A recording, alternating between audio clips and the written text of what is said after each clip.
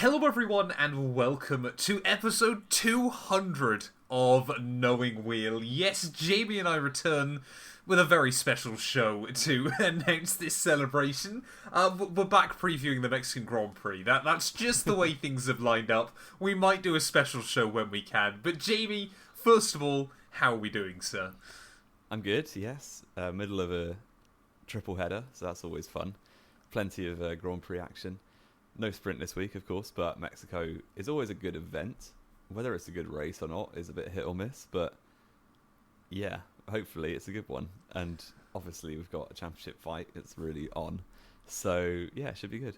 Clearly you watched a different US Grand Prix to me, but I love the attempt at obviously trying to build up some hype as well. Coming into, we haven't really got a championship fight anymore, have we? I've given up all hope. That was satire. I was going to say, yeah, and I mean Mexico as well. I'm not going to immediately try and downplay the weekend, but it's not often been a particularly memorable race, has it? I think the only one I can really remember was Vettel getting angry at Charlie Whiting. Yeah, because of the nature of the topography. That's a good word of the track. It means they can't really follow. Which is always good for a Grand Prix venue. And should we get straight into our first bit of news? Because not only last year could they not really overtake each other, they've also shortened the DRS zone on the main straight. Yes, I think it's 90 metres or something absolutely insane. And if you remember last year, I'm remembering rightly, it was when Tsunoda and Piastri were just beefing for like half the race. Yeah. And Tsunoda was trying to get past Piastri so many times and just couldn't. Yeah. And yes, I guess it's Honda versus Mercedes, but then those engines are pretty similar. Well, no one talks about it anymore, which means everyone's kind of accepted they're pretty much even. Yeah, and Piastri still took Tsunoda took about 30 laps trying to work up the courage to go for a move, which kind of tells you the DRS was probably about right, or maybe slightly too short, if anything. So the fact they've shortened it is a bit concerning. Yeah, it does seem like a bit of an odd choice, doesn't it? I mean, I understand, obviously, around a lot of tracks where, it's just drivers obviously absolutely flying past each other. But, of course, obviously, the DRS is less effective anyway in Mexico because of the altitude. So, obviously, there's less resistance anyway for the car in front. Yeah. But, I mean, it's always that circuit, isn't it? I remember when we came here in 2022, Jamie, and we kind of, wanted to try and hype it up in our head that we were there going, Mexico might actually be great now because of the ground effect. And then you kind of realise everything they've done in Formula 1 over the last few years to try and make the cars battle closer doesn't work in Mexico because of the air pressure rather than anything else. Yeah, so it becomes a tyre-saving affair. And, there's not enough slipstream effect, really, because, to go all James May on you, the air pressure is so low that punching a hole in the air is easier, much less effective because it's easier. So the car behind gets less of an effect of slipstream because the difference between running behind a car and running in free air in terms of top speed is not that different. No, so exactly. I think there's a physics lesson for you. What Mexico needs desperately for the Grand Prix, which if I'm not mistaken, I don't think has actually ever happened since we returned to this venue, is a wet race. I think that could potentially deliver intrigue. That would be good. Because it'd be very low grip because there's not enough air to create the downforce in a way. Yeah. And I can't imagine the tarmac is particularly used to being wet, so that might be like a Germany 2019 situation. Although that tarmac definitely was used to being wet, apart from the drag strip. Exactly, yeah. Drag strips just aren't used when it rains, funnily enough. Do you see DTM? Someone binned it there I think last weekend it was the championship decider in DTM. I didn't see that. And one of the championship contenders, I think it was, just hit that ever so slightly and just went straight off really slowly. In the most depressing way in the It still causes me pain thinking about Hulkenberg not getting a podium in that race. You're like today's meme going up on my YouTube channel is all I'm going to say. Great. About that. I mean, what else have we got though, Jamie? Of course, after all the controversy last weekend at COTA, I mean, this is literally hot off the press this morning, but McLaren have apparently launched an appeal surrounding the penalty from last weekend. But you've got news about a potential leak, haven't you? Yeah, it was on The Race, which is a very good podcast, almost as good as this one. They basically posted a video about the racing rules and why Verstappen is just the best driver at exploiting them. Because, as we kind of expected, we've had this supposedly internal racing guidelines since the beginning of 2023, which has been more about whoever has the apex can do what they want. It's basically the upshot. And that means that stuff like what happened in Kota, turn 12, because Verstappen was ahead of the apex, he can run off the track and it's okay, which I don't like at all, but that's the rules. And Verstappen he always has been an expert at, he's like a racing lawyer, because he just finds the rules and learns how to exploit them to his advantage. Well, I think when you say a racing lawyer, he's more like that guy that's definitely killed 3 people and he's defending him. You know ethically it's not right, but he's still going to do it. Yeah, well, that if you play to the rules that you get, and if the rules are dumb, who's to blame him for? Well, this is always what we've said, isn't it? And I know obviously people go on to me that obviously I'm not a Max fan and that therefore I hate it more and more. But I have always made it clear that obviously, yes, I'm not a fan of the way he drives, but that's not his problem to fix if the FIA don't do anything about it. If the rules were changed, he was still doing it and they weren't penalising him, then I'd have more of a problem with him. But at the moment, my issue lies with the FIA, their inability to fix this. Yeah. And I think Max is very clever for doing what he's doing, to be honest, because he's getting away with it. Why wouldn't he? Way exactly than everyone else. Well, I think the others understand the rules, but I just think a lot of them aren't willing to do that. Maybe they've got a bit more self-respect. Yeah, it's that will to win, isn't it? People like to. Yeah. I think it's the difference, isn't it? Where people sort of say about like Michael or Ayrton or something like that, and Max to a certain degree. And the difference kind of between them and, say, someone like Hamilton would be, or like Jim Clark would be, or something like that. Yeah, Jackie Stewart. Exactly. I mean, the McLaren appeal, though, Jamie, let's be fair. We spoke about this pre-show very temporarily. We'll cut to the chase. We don't think it's going to go anywhere. No, it won't. It won't at all. And, because you can only ever appeal based on new evidence. Yeah, and exactly. Surely, what new evidence are they going to have? Because it all happened in front of our eyes. So there's almost nothing more to be said. And they came to that decision. And that's the decision. They're not going to change it now. No. I would be staggered if we... The only reason I could see them changing anything is if the FA suddenly go, actually, we do want a bit of a title fight. And that 6-point shift the other day does give you a chance, but I can't see them doing it. Yeah, and the reason they rushed, or not rushed, but the reason they came so quickly to the 5-second penalty last week was because they didn't want a situation where the podium's getting changed 2 hours after the race.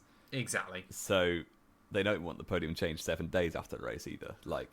Yeah, like Fisichella, Raikkonen, Brazil 2003 or whatever around. it was. Yeah, I mean, Raikkonen, that was just a clerical error that gave Raikkonen that win. I can't get over the fact that even in those pictures afterwards, Raikkonen's, during the trophy swap, Raikkonen's smiling. Yeah. It's bizarre, isn't it? That must be the last time he smiled. I mean, that time to go full bobble hat on this was that was not a penalty situation. So Raikkonen never should have had the win anyway, which is probably why he took it lightly, because it was a red flag and they counted 2 laps back wrong. How on earth? Yeah, how do you do that? I guess it's 2003 and people can't count back then. Hey? Yeah. 20 years ago, people have only learnt the ability to count in the last 20 years. Everything done before that was based on guesswork and vibes. Yeah, I mean, in F1 it pretty much was, to be honest, wasn't it? Well, yeah, it still is now to a certain degree, isn't it? Jamie, I mean, most of our podcast today is obviously, again, Mexico preview, but it seems like every other week we kind of come back round to this merry-go-round of let's try and cram some clickbait in there, won't we? Red Bull, V-Carb, Oscar Piastri, Liam Lawson, Franco Colapinto.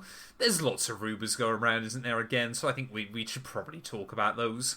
Yeah, probably. And actually, I think the most exciting one is definitely the Piastri, which has kind of come out over the last day. That Mark Webber, who's obviously his manager... No, say it properly for me. Sorry?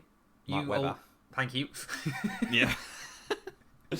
Has basically started stirring the pot that Piastri should go to Red Bull. And I think that it works. I don't mind it. We said back in early 2023, when Piastri was a very, very good rookie, we were like, if he improves on the trajectory that he should improve on, then that McLaren lineup is not sustainable for a long time. If they're still in this position with a good car, then absolutely not. Yeah. So we said for a while, we said through most of last year that it would be Norris leaving to Red Bull, but why not Piastri? He's operating at a very high level, not quite at Norris's level over the course of a season, but he's clearly capable of operating like 1 in 2 races probably at Norris's level on average. Well, it feels like, we get kind of a couple of races where you get like one race with Oscar is close, one race where he's a little bit further away, and then one race where he looks quicker than Lando, and we keep sort of going around this cycle of 3, don't we? I think, and that's I think people forget Piastri's in his second season of Formula 1. Yeah. So like around a McLaren team that has been moulded completely for Lando as well, which people don't talk about enough. And if you look at Norris even, like obviously he's very, very good now. People would probably put him in the top 5 drivers on the grid quite easily now. Yeah, I think so. Through 2019, 2020, he was pocketed by Carlos Sainz at McLaren. Yeah. And Sainz was good, but he wasn't like top 5 at any point. Sainz had about as much experience then as Lando does now going up against Oscar. Yeah. That's basically what you're comparing here. Yeah. So if Piastri continues to improve like Norris did, then I think he's on for a winner basically. And Red Bull would be a very good place for him to go. I'm not sure Max would like it. I mean, it would. It's one of those really, really difficult things because I think ultimately next year is going to be make or break for that relationship at McLaren. I think if they've got, again, a car that is this competitive, maybe, slightly better than Red Bull, something like that, and Oscar can kind of work his head around these Pirelli tyres, say he gets a couple of, he gets like a safety car or something that goes his way early on, and he gets ahead of Lando in the championship or something like that, then it could be real make or break for McLaren next year. I mean, Mark Webber... Sorry, Jamie, say it for me properly.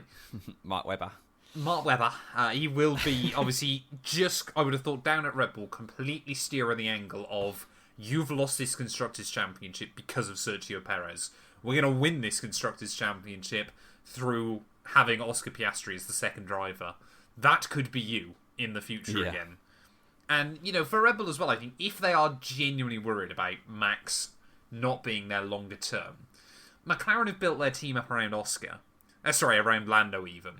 Yeah. Would it be such a mistake for Red Bull to start thinking about a future with Oscar Piastri as kind of at the helm? Yeah, it would. Well, it wouldn't be dumb at all because Max has made it very clear that he's, whether you believe him or not, he's not personally 400 don't, but races. I mean, that's not that difficult to do anymore, is it? Happy 400th race, Fernando Alonso, by the way. Yeah, exactly. There you go. They're going to celebrate by finishing 14th. I don't think Max will be around much beyond 2030, if I'm honest. Which would make him 33. That's a 15-year career, yeah. Yeah. So, that would be quite young if he was to call it quits, say, at that point. But, that's not that far away. That's 6 years. That's longer than Max has been at Red Bull already. Sorry, that's not as long as Max has been at Red Bull already. So, would it be a bad idea to get someone lined up? I mean, because you look at their junior program, they've not exactly got a Sebastian Vettel, Max Verstappen-like figure coming through the ranks at Red Bull right now. So Isaac Hadjar, Jamie, surely? The world's angriest Frenchman. Which is saying if you look at like Behrman and Antonelli are kind of the two next, they're going to in 5 to 8 years' time, they're going to be like the top of the sport. We also said this about George Russell. It's true, but Russell is hard. Like Russell kind of is. He's pocketing a 7-time world champion at the minute. If Mercedes actually had a proper car, then we're going to talk about that in a second, aren't we? Once we've gone through all this, because Mercedes again, just stupidity. Yeah, but you look at Behrman and Antonelli, they're going to be Mercedes and Ferrari's poster boys future in 10 years' time. Yeah. Do you reckon Charles won't be Ferrari's darling still? Charles will be 36 in 10 years. Charles will be bold dealing with the stress of Ferrari for that long. It is mad when you think about it, though, with Leclerc. That, I genuinely can't see him ever going... unless he does get pocketed by someone at some point.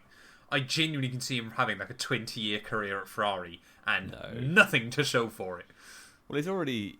Is he 26, 27? I've forgotten. He's slightly younger than Max, isn't he? So he's 20... I think it might just be 27.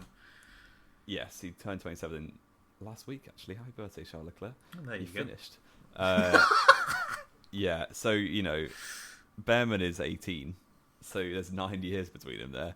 Like, say Behrman's in the Ferrari in 2 years' time, then Leclerc's pushing 30. You're going to get into a Leclerc-Vettel situation, aren't you? Yeah. So, yeah, I suppose. Yeah, we'll see. But basically, I think Piastri to Red Bull's a good move for Do you think it'll happen, though, Jamie? I would like to see it happen. It won't happen for 25, no chance. No. 2026, though? Yeah, it could happen for 2026. I mean, yeah, because they have lost this. I mean, they might have finished third in the championship while winning the drivers. I think it's highly likely they finish third in the constructors. Yeah, so an Oscar Piastri, respectfully, obviously he's still on his upward trajectory in his career because he's only in his second season, but if he's losing to Norris quite comfortably, you'd imagine Max would be quite comfortably ahead right now as well. Yeah, it depends on driving style and things, doesn't it? Yeah, so that would be nice. And obviously Mark Webber has got a lot of history with Red Bull. Exactly. Which I'm staggered he wants Oscar to go there, but there we are. Well, yeah. I wonder if he's just going in like not bad for number 2 driver. And that's it. He refused to allow that to be written into his contract. Yeah. If that was the case. Which makes it difficult to see because Max would refuse to not be number 1, I'd imagine. Yeah. Yeah, maybe they make them equal and then Max just wins anyway. Yeah, could happen. I reckon Oscar would traipse him 18-6 in races just immediately. I mean, the other rumour though, isn't it, Jamie, is that there could be all kind of move and finally someone promoted from the Red Bull When was the last time? Was it Albon? The last time a Red Bull, like a AlphaTauri driver then was promoted. Which is not that long ago. I mean, that's one. There's only been one Red Bull transfer. But you think that was what, 4 years ago, 5 years ago, 5 years ago now, more than 5 years ago. Yeah, that's like never happened in Red Bull's history. Like they've never gone more than what? Well, actually, I suppose 2010 to 2013, or 2009 even. Yeah, for 5 years. But like that's the thing. Red Bull's drivers haven't. It's not like they've been signing everyone on the grid. They've had Perez, and before they signed Perez, it was Albon. They've only gone one driver between that period. Yeah, I suppose. But yeah, finally, based off 1 9th place and a 3rd place in Q1, Liam Lawson's now the GOAT, which is great. Great news. I love him. So, yeah, if he carries on beating Tsunoda like he did in Kota, then he could end up as Max Verstappen's teammate next year, which would be quite impressive. And I don't know what Sergio Perez would do. Enjoy a happy life in Mexico. Yeah, probably. He'd probably go straight back to sleep again. And, yeah. That would leave a seat. I don't know with Checo. Can I see him going IndyCar? I can't really see him going IndyCar, weirdly. He's got family, hasn't he? I'd imagine he'd just chill. Yeah, I suppose. I read a brilliant article from his performance engineer this week that was talking, obviously, about Perez when he was coming through the junior formula. And he was always saying, because obviously he was absolutely bankrolled by Carlos Slim, who was at one point the world's richest man. And he was saying, obviously, like when he was doing, I think it was Formula BMW in Germany. Obviously, he was there going, like, he had no worries whatsoever because the money was never running out. So he was saying, like, I think he was 16, and he took his performance engineer's hire car and trashed it. And like he lived in like complete squalor in his apartment because obviously he just didn't care. Apparently, he was doing everything I would tell a driver not to do. He was apparently like a nightmare. Like you wouldn't really expect that from Sergio until you kind of think about Monaco anymore. 2022. But I suppose. But he seems like a nice guy on the outside, doesn't he? But yeah. I mean, he's adamant he's got a contract for next year and that he will be in that Red Bull car next year, which is always which is always the death nail for any driver at Red Bull. Yeah. Unless you're Max Verstappen, if you think you've got a seat next year, it probably means you don't. Yeah, oftentimes that's true. But if Lawson does go to Red Bull, then obviously that leaves a seat available at RB, and well, James Vowles is pushing for Colapinto to have it, which is odd since he's his own driver. Well, no, apparently it's Helmut Marko wanted him. I mean, it wouldn't surprise me if James Vowles has said as well. Because I guess Helmut Marko, it just gets a bit excited when he sees a young driver doing well as a replacement, doesn't he? Because he signed Nick De Vries for the same reason. And that Nick De Vries wasn't really a young driver at that point, but it should tell you everything you need to know when Mercedes, Aston Martin, and Williams all had him testing for them, and yet he never raced for any of them, apart from obviously Williams once. Well, a few times now. But to be fair to Colapinto, he is taking his chance. I think he's doing great. But he is not exactly it's a bit like a Lawson-Tsunoda situation from last year, where on paper he's beating Albon, but really he's not. Like, Albon's had horrendous luck. Well, the other big thing you've got to remember with Colapinto, which obviously it's called Visa Cash App Racing Bulls, Jamie, it should be important. Apparently, he is bringing as much money to Williams as Perez brings to Red Bull. That's how much Argentinian funds are going into that team right now. Yeah, and to be fair, the Argentinian fans on social media are going mental every time he does anything. They're always going mental. It's not that bad of a shout, I don't think, this. If Lawson doesn't have a Red Bull, to get Colapinto in that V-Carb, because I don't know who else you'd get in there, because it looks like, it's not on the notes, but Bortoleto to Audi might be a thing. Well, I was about to say Bottas apparently is going to be staying there. No, apparently he seems very, very confident now. No, that was what's going on. What I saw. Oh, okay. Well, no one knows what's going on with Bottas. It was either he's going to stay with Sauber, or he's going to join Mercedes again in like a background test driver role. Yeah, that was it. And Lawrence Barretto, who apparently is really matesy with Bottas, because everything I see on Bottas comes from him. It's the one guy that cares, bless him. So Lawrence Barretto tweeted yesterday, Valtteri Bottas says his priority is to stay with Sauber Audi next year, but he's in talks with Mercedes about returning to Silver Arrows in a non-F1 racing role in 2025. He's also talking to others to give him some options should Sauber choose Bortoleto. I think Bottas would cook in World Endurance. He'd cook in a lot of things. I think he's a very capable driver. He just can't race wheel to wheel. No, yeah, and like he said in the press conference, I've got to look at all the alternatives. When he was asked. So if someone's saying that, it means they're not particularly confident. Like, it's not a done deal. They're going to stay where they are. Right. So in my head, that's pretty positive news for Bortoleto. So. Or Porsche. Not Porsche. Oh, I wanted it to be Porsche, man. I can't wait after all of it for it to be Robert Schwartzman in the end. No, it just comes out of left field. It's Bottas or Bortoleto. Pretty much, isn't it? Yeah. And either of them will get smashed by Hulkenberg in 19th place. So, exactly, yeah, 19th and 20th all next year. Oh man. I mean, yeah, it's. I mean, what have we got next year? We've got obviously Lawson in the car, Doohan in, Behrman in, Antonelli in. Am I forgetting anybody else? Bortoleto potentially. Potentially Bortoleto, and potentially Colapinto. Like 6 newish drivers is insane, isn't considering this year we had no new drivers at the start. Exactly. But we did say that at the start of the year. Obviously, they're going, obviously, it's the most. Well, it was actually the deadest winter transfer. But we were always there going, that normally is the calm before the storm, though, when things go a little bit crazy. I mean, I'll be honest, I'm still not really sure why they're bringing in Jack Doohan. Like, just don't get me wrong, no one else he wanted to see, was it? Well, yeah, I think so. Like, he's good, but he's not fantastic in my eyes. But then again, he might. Again, people would have thought the same about Colapinto.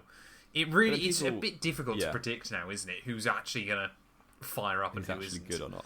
I think Doohan will be all right. It'll be like a Joe, basically, where he'll stick around for 3 years and then go. Oh, I think he'll be better than Joe. Don't insult him. Well, Joe, Joe has actually been screwed by an awful car and a capable teammate. I think Doohan, like Joe, could easily. Are you saying Gasly isn't a capable teammate? I think Bottas is a much better qualifier than Gasly, for sure. Yeah. And he's not joining F1 next year. I think Joe could have easily ended up like a. Is Marcus Ericsson too good for that? Marcus Ericsson was a pay driver as well, so I suppose you're pretty accurate. And Ericsson stuck around for 4 years, got a bit of respect and credibility, and then no, he didn't. He did. Everyone loves Marcus Ericsson. He got absolutely destroyed by rookie Charles Leclerc. Yeah, but Leclerc's special, isn't he? Like, that's the thing. I think Doohan will end up a bit like Marcus Ericsson. That's my only call. That's what you're saying. That's an odd comparison, but okay. I'm all for it. I mean, we've rambled on about potential driver moves that probably won't end up happening, Jamie. We've got to get onto the Mexico nitty gritty, haven't we? We've got hopefully we've got a quiz and some predictions got a left to quiz. do. Wonderful. Yes, of course, it is the Mexican Grand Prix, as Yep. we know. Yep. The main event, the main driver that everyone comes to see It's Sergio is Perez. Sergio Perez Oh, in Mexico, no. of course. Sergio Perez has 6 Formula One wins. He does. You need to name anybody who stood on the podium next to Sergio Perez on the top step. Your time starts now. You got Max Verstappen, correct. Charles Leclerc, Correct. Sebastian Vettel, Yes. Lewis Hamilton, Nope. George Russell, Nope. Valtteri Bottas, No. Carlos Sainz. Yep. 40 seconds. You're doing well. You got 4 left. Oh, Ocon, Stroll. Yes. Yeah. 2 left. Trying to think, it was one at Baku 2021, which is going to really annoy me.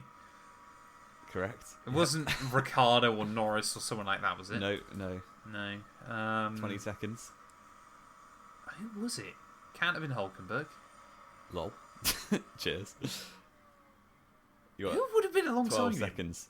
Oh, man. Vettel, he was on the podium Baku 2021. 5 seconds. Alonso? Yes. Yeah, that wasn't then, though. Is No. that literally the one I'm forgetting? Is Baku That is the one you're 2021? forgetting. Oh, Yeah, right. you Give me a got second then. Give me a 7 out of second. 8. I'm fairly happy that I got Alonso last second. Obviously, I said Leclerc and Sainz at Ferrari. I said Lando and Ricciardo at McLaren. I said, obviously, Lewis and Val, even though I know, obviously, neither of them got a podium there. Nice brake magic. Obviously, Verstappen was Turn off the out brake of that magic. Grand Prix. Easy. Man, who drove in 2021? It wasn't... It wasn't... Ocon? No. No, I've already said Ocon anyway. Ocon also didn't race. No, no, he he did. didn't. He won, didn't he? Alpine. Yeah. Who was racing in 2021, man? I've already said Seb because he was on the podium with it. It was Yeah. because Seb was second, wasn't he? Seb was second for Aston Martin, yeah. Was it like Gasly or something in It VCAR? was Gasly. Oh man, how did I not guess that? Because I got muddled up. Yeah, because I was like, oh, I know Kvyat got a podium when obviously Max won in Germany 19. I was like, I didn't have it again though, did it? Damn it! Kvyat wasn't. It was Gasly Tsunoda, wasn't it, that year? No, sorry, I meant in 2019, Kvyat in got a 2019, podium. yeah. I just didn't think another V-Carb or AlphaTauri or Toro Rosso, whatever we're calling Whatever. it, Minardi. No, got a they've had. podium. How many podiums they had ever? Just Monza. It's about 08. 5 or 6, isn't it? It's only 3? No! They've had 2 wins. And we've just named another 2. Oh, yeah, of course. I think it must be 4 then. 2 wins, a third with Kvyat, and a third with Gasly. I think that's it, to be honest. Brazil 2019? Oh, yeah. That's Wow, 5. I'm such a fake fan of Gasly. You are. I was going to say, yeah. Gasly had 3 podiums with that team. What an absolute goat. People say Vettel's good. You got the win, though. That's all that matters. Oh, Gasly. Yeah, I suppose, actually. Yeah, you're right. Okay. Yeah, there we go. Pierre Gasly, better than Sebastian Vettel. Confirmed. I actually would back that. Oh, don't behave. Oh, man. I'd back it as of 2020 onwards. As of right now. Exactly. That was it. Mercedes, Jamie. Kimi Antonelli's in the car in free practice. Lewis Yep. has been told he's got to keep the Coda upgrades. Kimi Antonelli now has to crash that car again so Lewis doesn't get stuck with the new parts. Yeah, it's an inside job. I hope so. Lewis will just be in Anthony's ear being like, please stack it. And he doesn't even need to try because he wasn't trying to stack it in Monza and still did. So He was certainly driving like he knew he was going to crash in Monza. It was the best 4 runs in Formula 1 you'll ever, 4 laps in Formula 1 you'll ever see. in practice. I love Antonelli for it. We'll predictions, Jamie? That's the last thing we got to do, isn't it? Yeah. The scores on the doors. I think I'm winning. You're not. No, I'm not. I'm 4 points behind. I should have. Yeah. You closed up 1 It's point not last week. a sprint. It's not a sprint. So there's only 8 points available. Exactly. I am going to be really dumb. No, I'm not. I'm going to say Charles Leclerc on pole. Oh, interesting. I'm going to say Max Verstappen to win. Okay, that's not so bold. He hasn't won in about 4 months. Yeah, but he's More won than that. every Mexican Grand Prix in for the about last 6 months. half a decade. I will say Charles Leclerc second. Okay. And another Lando Leclerc Norris third. pole to bottle. Exactly. Lando Norris P3. Name a more iconic duo than Leclerc pole, Max win. Yeah, that's a good combo. Right, well I'm gonna have to go slightly differently then, aren't I? So I'm hopefully gonna claim 2 easy points and say Max pole. You know he's had 1 pole in about 6 months. Yeah, but this is Mexico. And what I'm trying to do... Well, there's no track on the calendar similar to Mexico because of the high altitude. Yeah, it was a Ferrari 1-2 on qualifying last year. Yeah, but I'm trying to think. Austria is what I'm basing this off, and Max dominated qualifying at Austria. He did, but that's all... Yeah, I guess that's a Red Bull specialist track, but then so is Mexico. So is Mexico. So I'm going to say Max pole. I'm going to say...